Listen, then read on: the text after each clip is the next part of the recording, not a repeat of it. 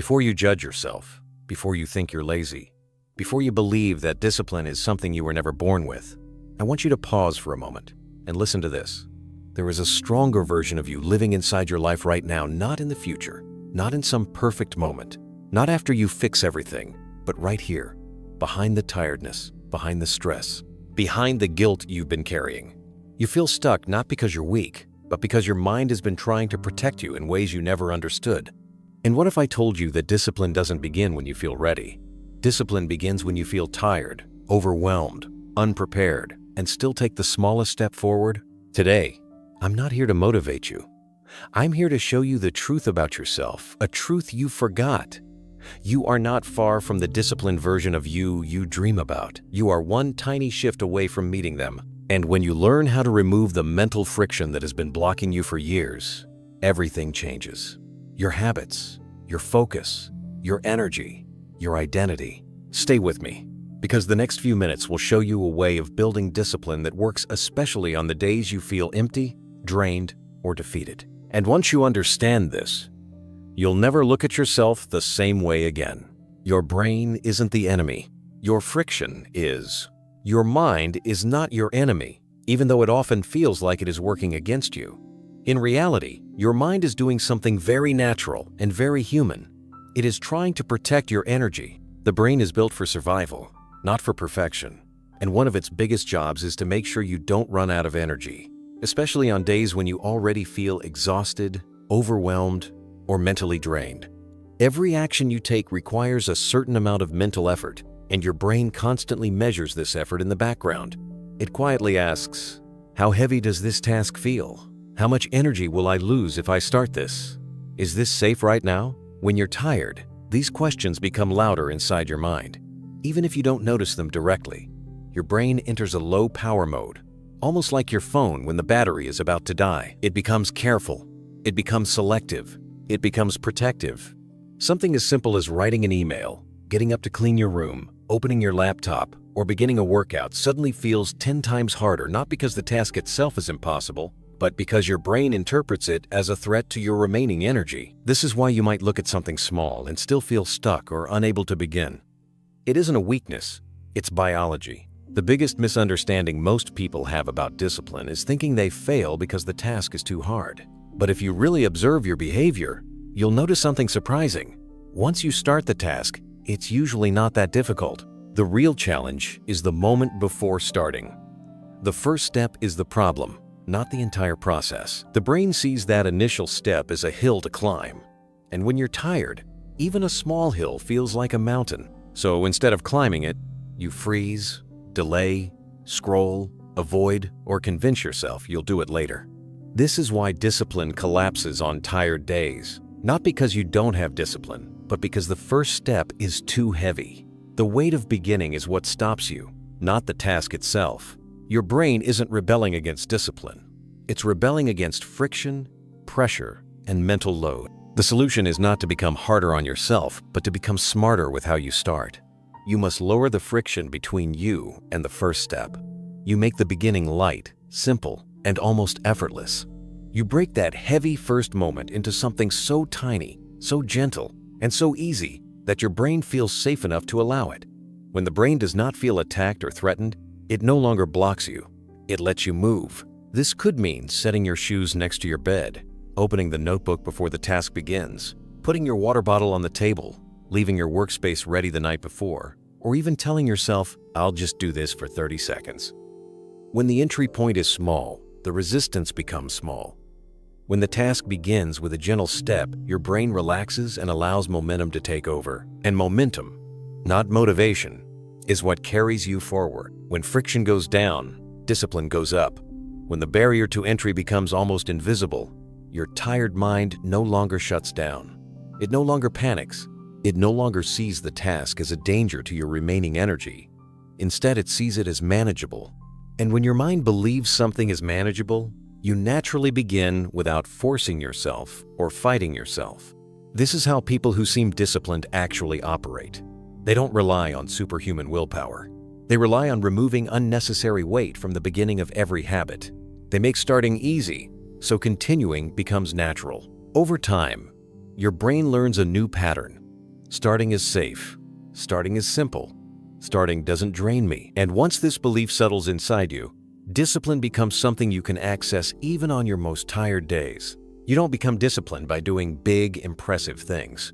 You become disciplined by removing the invisible friction that makes small things feel big. When the start becomes light, the whole journey feels lighter. And day by day, you begin to realize that you were never lacking discipline. You were only carrying too much mental weight at the beginning of every task. The entry point rule. Discipline begins before the habit. Most people think discipline starts when you begin the main task. But the truth is that discipline actually begins much earlier. It starts in the small moment before the habit, in that tiny window where your brain decides whether something feels safe or heavy. This is the moment where most people lose the battle without even realizing it. Your brain doesn't panic because of the habit itself. It panics because of the weight of starting. That very first step carries more mental resistance than the entire task that comes after it. Think about the times you avoided exercising. It wasn't lifting the weights or doing the workout that felt impossible. It was the idea of getting up, changing clothes, and starting. Think about the times you avoided studying. It wasn't the material that scared you. It was opening the book, clearing your desk, and facing the beginning. Even cleaning your room isn't hard once you start. But the first moment standing up and deciding to do it is where the resistance lives. This is why the entry point rule is so powerful. It understands your brain's real struggle. Your mind doesn't need you to finish the task perfectly.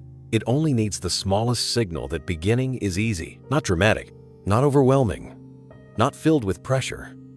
When you shrink the entry point to something your tired mind can accept, everything that comes after becomes 10 times easier. Your brain is always looking for danger or safety. When the entry feels heavy, it senses danger, because danger means losing too much energy, so it blocks you to protect you. But when the entry point feels light and simple, your brain gives you a green light and says, "Okay, I can do this." This is exactly why the smallest actions, laying out your clothes, opening the laptop, preparing your water bottle, opening the document, makes such a huge difference. They remove the fear of beginning. The moment your brain sees a simple doorway, discipline becomes almost automatic. It no longer feels like you are forcing yourself. You are simply stepping into something light and manageable. And once you are inside the task, the resistance that felt so strong before suddenly disappears. Your body starts moving, your mind starts focusing, and momentum begins to carry you forward with almost no effort. You start to feel like you're simply flowing. This is the beautiful part people do not understand. Your discipline does not come from massive effort. It comes from mastering the moment before effort. If you can make the entry point soft, the rest of the task feels softer too. If you make the beginning small, the whole habit feels smaller. If you make the first step gentle, your tired brain no longer fights you. It joins you. It supports you. It cooperates instead of resisting. When you lower the difficulty of the entry, you lower the emotional pressure attached to the task. And when emotional pressure goes down, resistance goes down.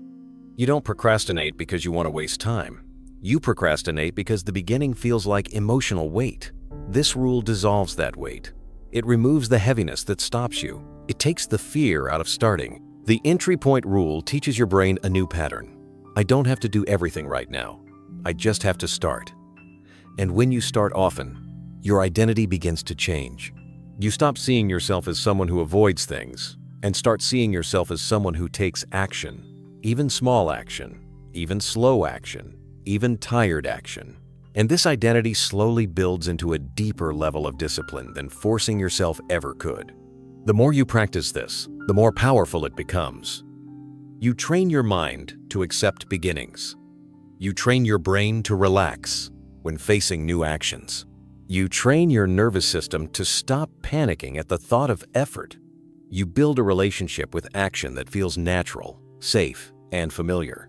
Eventually, your brain learns to trust you, and discipline becomes something that happens with far less struggle. That is why real discipline never begins with the main task. It begins with one small doorway you are willing to walk through. Even on days when your energy is low, if you can master the entry, you can master the habit. If you can begin lightly, you can continue strongly. And if you can take the first step, the rest of the path will always reveal itself. Your environment trains you more than your willpower. Most people believe that discipline is a matter of willpower, as if your entire success depends on how strong your mind is in the moment. But in truth, your environment shapes your behavior far more than your willpower ever will. Your surroundings are silent forces that train your mind, influence your actions, and quietly pull you toward certain habits while pushing you away from others. And on days when you are tired, drained, or mentally overwhelmed, your environment becomes the true driver of your discipline. Think of how you behave when your phone is right next to you. Even if you are determined to focus, the moment you feel a little stress or boredom, your hand automatically reaches for it. You didn't decide to pick it up. Your environment made it easy, so your tired brain followed that path. The same thing happens when your bed looks perfectly comfortable while your tasks look difficult. The brain will always choose the easiest option available, especially when you have low energy. Your mind is constantly scanning your surroundings and calculating which action requires the least effort. If distractions are visible and convenient, they will win every time. If your workspace is messy, your brain sees chaos and rejects effort. If your tools are hidden away or out of reach, your mind interprets the task as heavier because it requires more steps just to begin.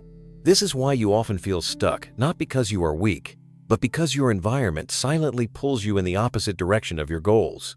But something magical happens when you design your environment to support the person you want to become. When your space is clean, simple, and prepared, your mind begins to relax. When your tools are visible and ready, your brain feels safe to begin. When distractions are far away, your tired mind doesn't have the option to escape into them. Your surroundings become a teacher, a guide, a quiet coach that helps you behave the way you want to behave. Imagine waking up and seeing your running shoes near your bed, your water bottle already filled, your workout mat open on the floor. Your brain receives a message. This is easy to start. Now imagine waking up to a messy room, clothes everywhere, nothing prepared, and your phone glowing on your pillow. Your brain receives a different message. This is too much effort. The environment decides your behavior before you even make a conscious choice. When you remove distractions, your tired mind stays focused because it has nowhere else to escape. When you place your tools where you can see them, your brain naturally moves toward them because they require less effort to use. When your space is arranged around your goals instead of your comfort, you don't need to fight yourself anymore. The environment does half the work for you. This is why people who seem disciplined often don't rely on willpower at all. They rely on structure. They rely on routine. They rely on a space that makes good habits easy and bad habits difficult. They don't wake up every day battling internal resistance. They wake up in a space that gently pushes them toward the behaviors they want. Their environment removes friction instead of adding it. Your surroundings shape your identity more than you realize. A cluttered space creates a cluttered mind. A chaotic room creates chaotic habits. A distracting environment produces a distracted life. But a clean, intentional, peaceful environment creates behavior that matches that peace. And on your most tired days, when your willpower is low and your motivation is gone, it is your environment that quietly steps in and carries you forward. If you want to be consistent, you must build a world around you that supports consistency. If you want to stay focused, you must remove anything that pulls your attention away. If you want discipline to feel natural, your environment must make the right actions easier than the wrong ones. This is not about perfection. It is about reducing the number of battles your tired mind has to fight every day. When your environment is aligned with your goals, you don't force discipline, it becomes your default behavior. You begin to act like the person you want to become simply because your surroundings guide you there. And when you understand this, you stop blaming yourself for lack of motivation and start shaping the world around you to make success unavoidable. The two-state principle: plan when strong, execute when weak. There is a mistake almost everyone makes without realizing it. They try to plan their tasks, design their routines, and make important decisions at the exact time when their mind is tired, stressed, or emotionally drained. This creates a dangerous loop where you plan poorly when weak, and then try to execute those weak plans when you are overwhelmed. It's a cycle that destroys discipline. The truth is, your brain operates in two completely different states, and each state has a specific job. When you learn how to use these two states correctly, discipline becomes far easier, especially on the days when you have very little energy. There is a state where your mind is clear, calm, focused, and emotionally steady.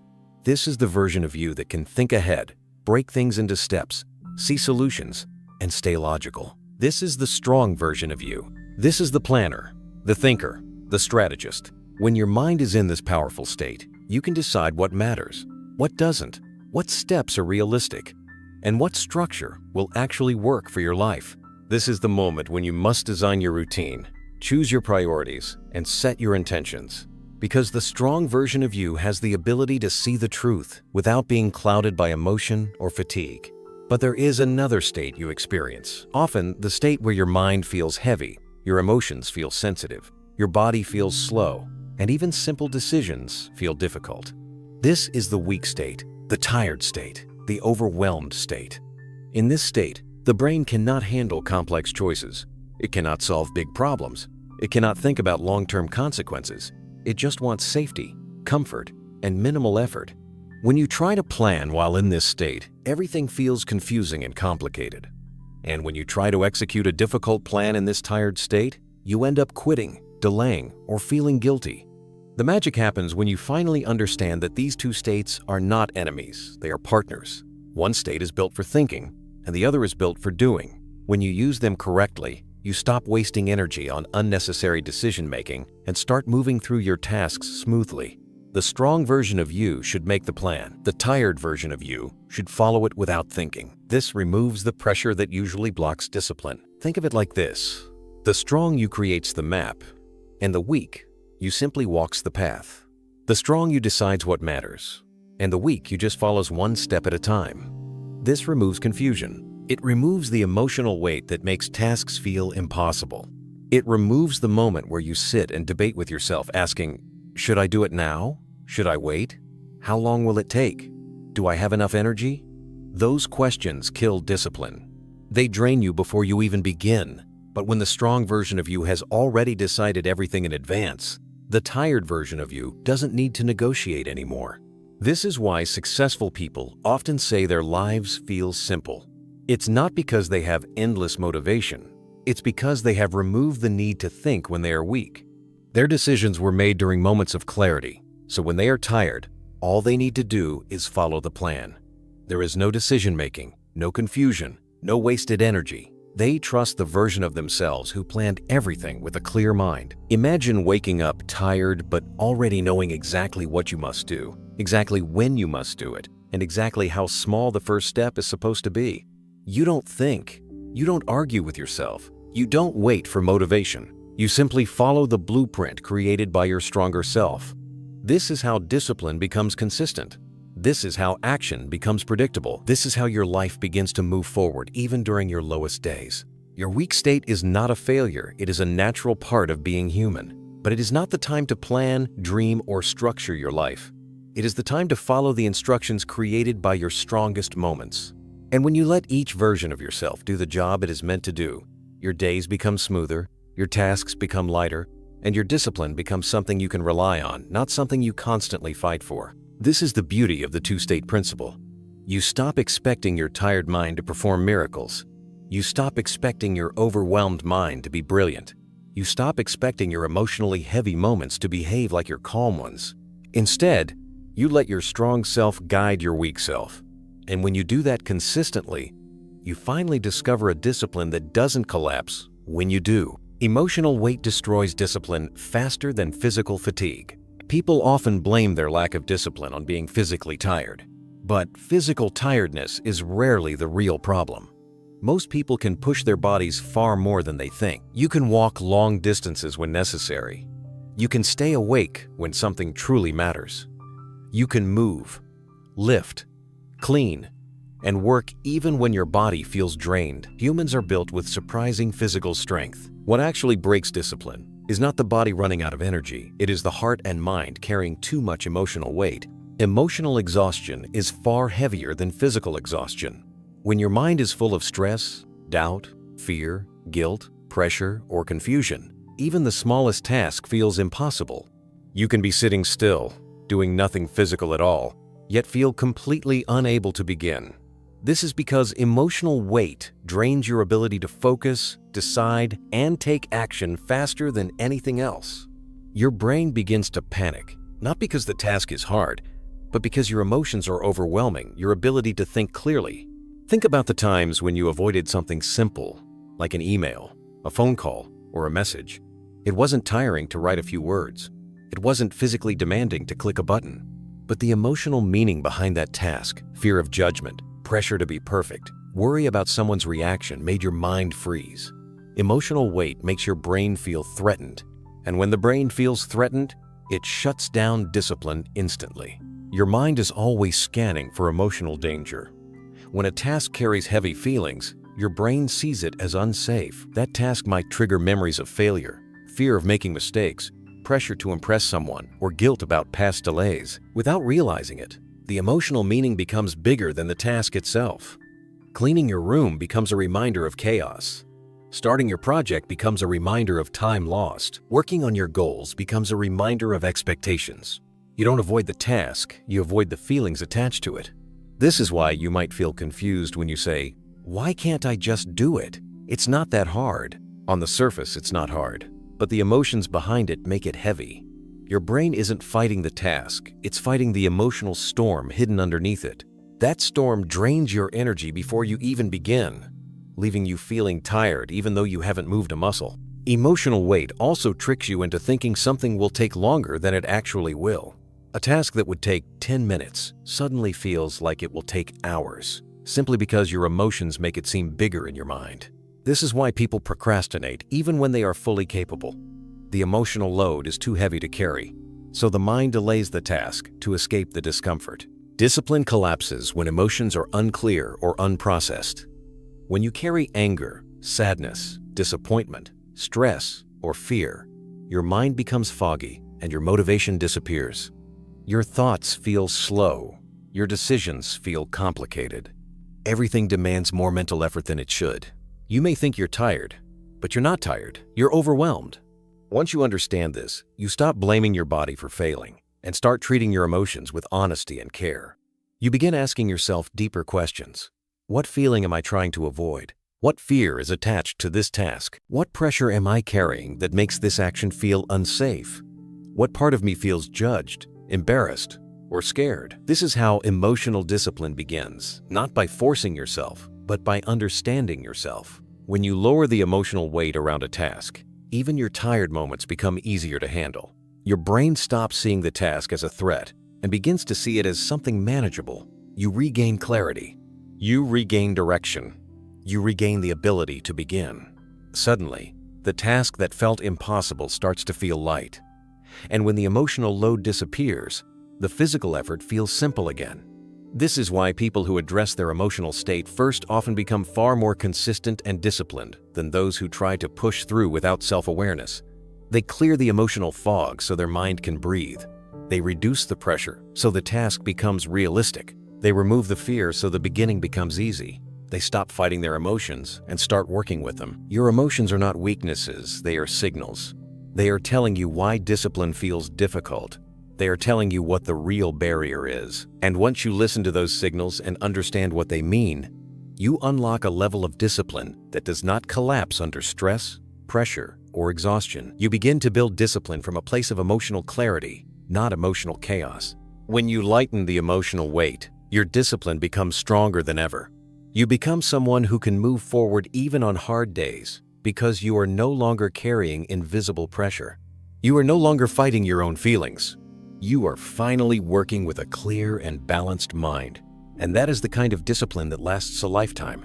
The 60-second reset. How to recharge before you begin.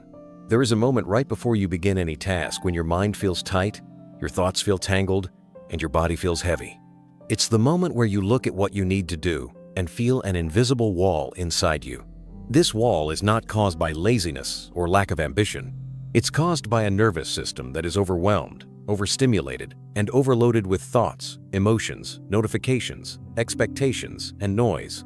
In this state, your brain cannot begin anything new because it believes you are already in danger. It sees too much stress, too much pressure, or too much mental clutter, and it tries to protect you by freezing your ability to act. This is why you often find yourself stuck before the first step. Even if the task itself is simple, most people try to force themselves through this wall. They push harder, talk harshly to themselves, and try to use willpower to overpower their emotional and mental tension. But the harder you push, the stronger the resistance becomes. Because your brain thinks something is wrong. It thinks you need protection, not pressure. It thinks you need safety, not strength. And as long as your mind is in that tense and overwhelmed state, discipline feels impossible. This is why the 60-second reset is so powerful. It is not a trick or a hack. It is a way of telling your brain, you're safe now. You don't need to fight. You can begin calmly. In just 1 minute, you can shift your mind from stress mode to focus mode. You can quiet the noise inside your head, lower your emotional tension, and bring your nervous system back into balance. This one simple reset changes how your brain perceives the task in front of you. What felt heavy moments ago suddenly becomes manageable. During this reset, you stop everything you're doing. You close your eyes or soften your vision. You take one slow breath out, longer than your inhale. You let your shoulders drop. You release the tension in your jaw. You soften your neck, your forehead, your hands. You allow your thoughts to drift without chasing them. You don't try to empty your mind. You simply stop adding more pressure to it. That alone creates space. That alone restores clarity. Within seconds, your body begins to shift. Your heart rate slows. Your breathing deepens. Your muscles loosen. Your mind feels less crowded. You feel as if someone quietly turned down the volume inside you. The stress chemicals in your body begin to settle. The mental fog begins to lift. The emotional pressure begins to melt. You are not fixing your problems, you are resetting your state. And that reset unlocks your ability to begin. What makes this reset so effective is that it respects the truth about human discipline. You cannot take action when your nervous system is in a defensive state. You cannot start new tasks when your brain thinks you are already overwhelmed. But when you calm your system, your brain reopens the door to action. It stops protecting you and starts supporting you. It stops freezing you and begins allowing you to move. The beauty of the 60-second reset is that it doesn't require any special tools, equipment, or environment. You can do it in your bed, at your desk, in your car, before a workout, before a conversation, before opening your laptop, or even before tackling a difficult emotional task. Wherever you feel resistance, the reset becomes a small moment of peace that makes the next step feel lighter. This reset also teaches your brain a new habit. Before I work, I calm myself. Over time, this becomes a pattern. Your mind learns to slow down before acting. Your body learns to breathe before moving. Your nervous system learns to relax before focusing. This makes discipline something you can access even during your most chaotic days, because you have created a practice that brings you back into control. The reset is not about perfection. It is about allowing your mind to return to a state where effort feels possible. Without this reset, your brain stays locked in stress, and every task feels heavier than it should. With this reset, you give yourself the mental space to begin with, clarity instead of fear, calmness instead of panic, and presence instead of pressure. Imagine facing your tasks not with a rushing heartbeat or a noisy mind, but with a sense of grounded calm. Imagine being able to start even when tired, not by forcing yourself, but by gently preparing your mind to cooperate. Imagine turning a whole day around with just 60 seconds of stillness. That is the power of the reset. It is a moment of peace that unlocks a day of progress.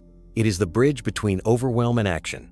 It is the small space where your mind returns to you so you can return to your life. Frequency beats intensity every time. One of the biggest misunderstandings people have about discipline is believing that success comes from dramatic effort, powerful motivation, or intense bursts of energy. They imagine discipline as something loud and forceful, something that requires pushing themselves to the edge every time. But this idea is not only untrue, it is dangerous. Intensity burns you out. Intensity drains your emotional and mental energy. Intensity demands perfection, and perfection collapses the moment you feel tired or overwhelmed. That is why so many people start strong and then disappear. They build their habits on intensity instead of consistency. But the truth is simple. In the real world, frequency always beats intensity. Frequency means showing up repeatedly, even in small ways, even when you don't feel powerful, even when the effort is tiny. It is the soft, quiet form of discipline that does not look impressive from the outside, but builds unshakable strength on the inside. Frequency teaches your mind something that intensity never can. This is who I am. This is what I do. This is part of my life now. Intensity can make you feel proud for a day, But frequency changes your identity for a lifetime. When you focus on intensity, you rely on perfect conditions. You wait for motivation. You wait for energy. You wait for the right mood. You wait for the right timing. You wait for the moment where everything feels aligned. But life does not give you many perfect moments. Most days you wake up tired, distracted, stressed, or unsure. Most days are imperfect. Most days are ordinary. And on those ordinary days, intensity fails you because intensity requires strength, but frequency only requires presence. Frequency is powerful because it doesn't argue with your tiredness. It doesn't demand perfection from you. It simply asks for one thing: show up, even at 20%. When you show up with low energy, your brain learns that action is possible even without motivation. When you show up with a tired mind, your nervous system learns that small effort is still effort. When you show up on bad days, your identity begins to shift because consistency becomes part of your character, not part of your mood. This is how real discipline is formed. Not by doing massive things rarely, but by doing small things repeatedly. Your mind begins to trust you.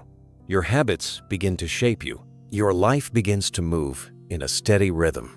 There is no pressure to be perfect. There is only the responsibility to return. That return builds strength, confidence, stability, and emotional resilience. You become the kind of person who doesn't collapse when life becomes heavy because you are trained to move forward even with tiny steps. Frequency also removes the guilt that often destroys discipline. When you rely on intensity, missing one day feels like failure. You feel ashamed, and that shame makes it harder to return. You either try to overcompensate with extra intensity, or you give up completely. But when your foundation is frequency, missing a day doesn't break anything. You simply return the next day. The path remains stable. Your identity remains stable. Your confidence remains stable. You know that one missed moment cannot erase 100 moments of consistency. People often underestimate how powerful small actions are. But small actions repeated over time shape your brain. They create new neural pathways. They strengthen your habits. They build emotional endurance. They make the beginning easier each time. Even if you only do a few minutes, your mind records it as progress. And progress, not perfection, is what builds your inner fire. Think of how water shapes stone, not with a violent splash, but with a gentle, constant touch. Think of how muscles grow, not from lifting the heaviest weight once, but from lifting manageable weights many times. Think of how trust is built, not from one grand gesture, but from repeated small proof. Discipline works the same way. It is the slow forming of a new version of yourself, created through steady repetition. Frequency is compassionate. It is human. It respects your limits while still guiding you forward. It says, do something, anything, even the smallest thing counts. This removes the mental weight that usually stops people from starting. When the bar is low and the action is small, your brain says yes more easily. And once you begin often, discipline becomes your nature, not your struggle. In the long journey of life, the people who win are not the ones who move the fastest or the strongest at the beginning. The winners are the ones who simply keep moving, even slowly, even quietly, even imperfectly. They understand that the world rewards consistency, not drama. They understand that effort repeated is more powerful than effort intensified. And above all, they understand that showing up regularly is the real proof of commitment. When you embrace frequency, you unlock a lifetime of discipline because you are no longer relying on motivation. You are relying on identity. You are no longer chasing perfect days. You are creating strong days. You are no longer exhausting yourself with big moments. You are empowering yourself with small ones. This is why frequency wins every time. It turns discipline into a habit, and habit into identity, and identity into destiny. Identity is the only discipline that survives exhaustion. There comes a point in every journey of self-discipline where you begin to realize something profound. No matter how many tips, tricks, hacks, or routines you learn, none of them will matter when you are at your lowest unless your identity is changed. Motivation cannot save you when you are exhausted. Willpower cannot carry you when your mind is overwhelmed. Habits alone cannot pull you forward when life becomes heavy. The only force strong enough to survive the deepest moments of tiredness is identity, the quiet belief you hold about who you are. Every action you take, every habit you build, every decision you make is filtered through your identity. If you believe you are someone who struggles to stay consistent, your behavior will reflect that belief. If you see yourself as someone who quits easily, your actions will follow that pattern. If you view yourself as someone who is always behind, always trying, always failing, your mind will unconsciously repeat that story every time life becomes difficult. Identity shapes discipline far more than discipline shapes identity. The reason identity is so powerful is because it operates silently, beneath your conscious choices. It decides what feels normal to you. It decides what feels possible. It decides what feels natural. When your identity is weak, everything feels like a battle. Every habit feels like a fight. Every task feels like a negotiation. You waste energy trying to convince yourself to act because your identity is not supporting your behavior. But when your identity changes, everything else begins to shift without force. You no longer argue with yourself. You no longer explain things to yourself. You no longer push yourself against resistance. You simply act because it matches who you are. Think about a person who truly sees themselves as disciplined. They don't wake up every morning arguing with themselves about whether they should do the task or not. They don't question whether they will follow through. They don't rely on motivation to make decisions. Their behavior comes from identity. They act because that is who they are. They don't need reminders or pressure or guilt. Their sense of self carries them automatically. Now think about the opposite. A person who does not see themselves as disciplined. Even if they have the best routines, the best planners, the best techniques, their behavior will collapse every time they get tired. Not because the tasks are too difficult, but because their identity does not match the actions they are trying to take. Their body and their mind are not aligned. And when exhaustion comes, identity wins the battle over habits. Always. This is why identity is the only form of discipline that survives exhaustion. When you are tired, you can't rely on motivation. When you are overwhelmed, you can't rely on willpower. When you are emotionally drained, you can't rely on perfect habits. But you can always rely on who you believe you are. Identity becomes the anchor that holds you steady when everything else slips. The process of changing identity does not happen in one dramatic moment. It happens through small actions that say, "This is the kind of person I want to be," repeated often enough that your brain begins to believe it. Every time you show up, even for a few minutes, you reinforce a new identity. Every time you take a small step on a tired day, you prove something powerful to yourself. Every time you act when it would have been easier not to, you rewrite your self-image. It is not the size of the action that matters. It is the message the action sends to your identity. If you show up only when motivated, your identity learns that you are dependent on good conditions. But if you show up even when exhausted, your identity learns that you are someone who follows through no matter what.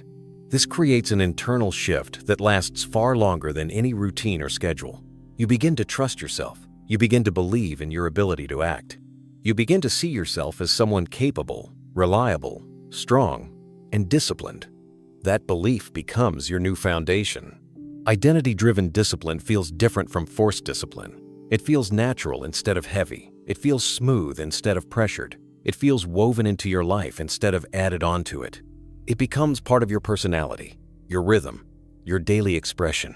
You stop asking, "How do I force myself to do this?" And you start saying, "This is just what I do."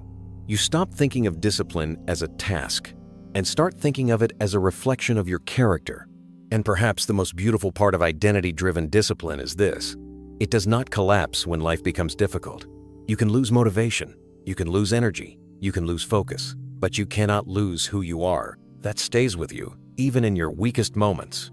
And if your identity includes discipline, then even in exhaustion, even in stress, even in emotional heaviness, you will take some form of action not because you are trying to be disciplined, but because your identity makes it impossible not to.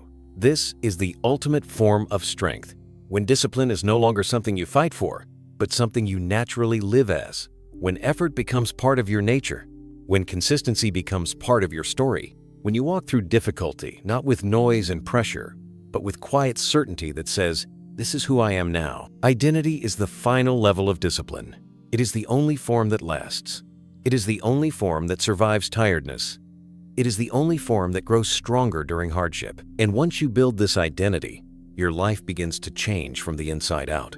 Because you are no longer forcing discipline, you have become it. There comes a moment in every person's life when they look at the version of themselves they dream of becoming: the disciplined version, the focused version, the calm and confident version, and they assume that this person is far away, separated from them by years of effort, countless habits, and a long road of self-improvement. But the truth is far more comforting and far more powerful. The version of you that you imagine is not distant. It is not unreachable. It is not waiting in some future you have to chase. That version of you already exists inside you right now, quietly waiting for the right moments to step forward. Every time you show up, even in a small way, you bring that version closer to the surface. Every time you do something tiny on a day when you feel tired, you strengthen its voice. Every time you move through resistance, even gently, you awaken the part of yourself that has always known you were capable of more. The version of you that seems so strong and so steady is not a fantasy. It is your most natural state, hidden beneath layers of doubt, fear, emotional weight, and old stories you have told yourself for too long. You do not become this version through perfection. You do not become it through massive changes or intense transformations. You become it through quiet proof, through repeated moments when you choose honesty over excuses, presence over avoidance, effort over fear. You become it by reminding yourself again and again that you do not need full energy to make progress. You do not need the perfect mindset to begin. You do not need everything to be aligned to take a step forward. You simply need to meet yourself where you are and move from there.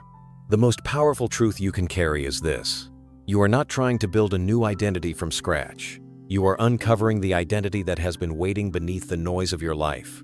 The disciplined you is not a stranger. It is the real you, the one you drift away from when life feels overwhelming, but always return to when you feel grounded.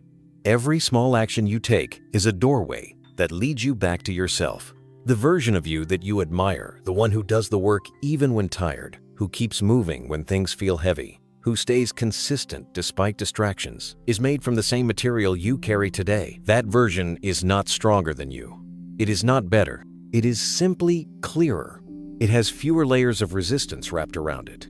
And every act of discipline you practice, no matter how small, removes another layer.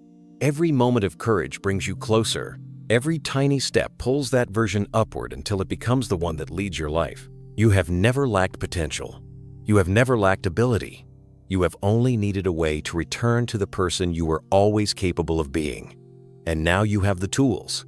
You have the understanding. You have the awareness. You have the clarity to walk toward that version of yourself without fear. So when you imagine the disciplined version of you, don't imagine someone distant.